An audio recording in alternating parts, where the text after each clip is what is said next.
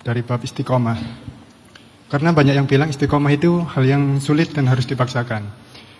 Masalahnya di saya adalah ketika saya memaksakan istiqomah, saya itu nggak dapat kenikmatan atau ketenangan dalam ibadah.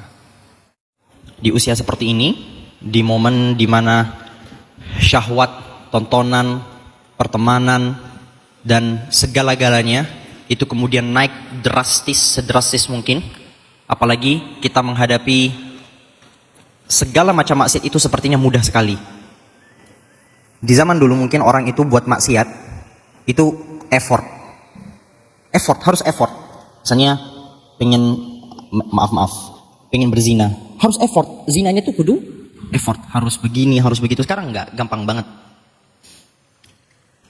Orang yang istiqomah, ini perlu saya tekankan, orang yang istiqomah bukan dia yang enggak pernah jatuh. Orang istiqomah bukan dia yang seumur hidupnya enggak pernah melakukan dosa. Orang yang istiqomah bukan dia yang enggak pernah imannya turun. Orang yang istiqomah adalah orang yang punya jalan, yang tahu jalan yang harus akan dia lalui. Semisal ternyata di tengah ada polisi tidur atau ada lubang, jatuh, keprosok, dia tahu, dia tinggal jalan aja terus ke depan. Itu orang istiqomah.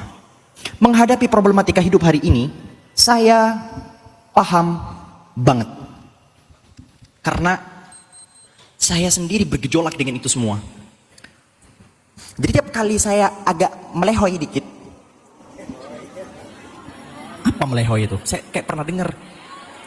Hah? Menggok dikit.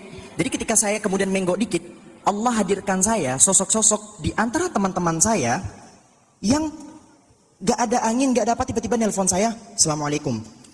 Dengar-dengar kamu sekarang jadi begini ya? Awas, takut ya sama Allah. Ittaqillah. Teman-teman saya isinya begitu semua. Gak bohong, nyebel, sebel. Saya ketika dengar nasihat dari mereka yang begitu, sebel. Lagi-lagi saya ingin menunjukkan perasaan manusiawi saya. Jangan dikira, Husain. No. Saya sebel, saya marah. Marah dan gak suka ketika dinasehatin. Respon alami saya seperti itu. Jadi ketika dia bilang, saya melakukan satu hal yang menurut saya gak dosa, tapi ya gak baik lah. Kemudian ada yang negur saya marah, saya sebel. Cuman dipikir-pikir lagi, saya kalau gak ada dia, saya akan terperosok lebih dalam. Dan hadirnya sosok-sosok pertemanan yang seperti itu, itulah yang menyelamatkan saya nanti. Maka bagaimana cara menjaga diri kita untuk terus istiqomah di tengah pergempuran fitnah-fitnah ini? Teman. Cari teman yang baik, cari teman yang soleh. Kalau gak nemu, terus cari. Gak nemu, cari. Sampai ketemu. Kalau gak ketemu apa? Cari. Anda masih, hidup kita tuh masih gak stuck kan? Pintu pencarian tuh masih terbuka panjang kan? Masih terbuka luas kan? Terus cari. Sampai kalau menemukan, oh ini nih yang nanti jadi backinganku nih. Karena apa? Syafaat pertemanan itu pun real. Jadi misalnya kita ternyata kurang amal nih. Kita kurang amal. Kemudian ternyata teman kita, iya, saya cepat. Kita ternyata kurang amal, ternyata kita punya teman yang Masya Allah tabarakallah, Allah masukkan dia ke dalam surga, dan kita ternyata tidak Allah takdirkan ke dalam surga. Itu apa efeknya? Nanti dia bakalan mengadu ke Allah, ya Allah, surga dengan segala kenikmatannya belum sempurna untukku. Tolong ya Allah, saya punya teman yang dulu selalu saya ajak kemana-mana, saya pengen dia bareng saya di sini di surga ya Allah.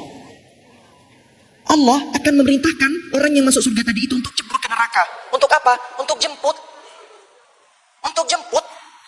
Jemput siapa? Jemput temannya tadi itu untuk masuk bareng-bareng ke surga.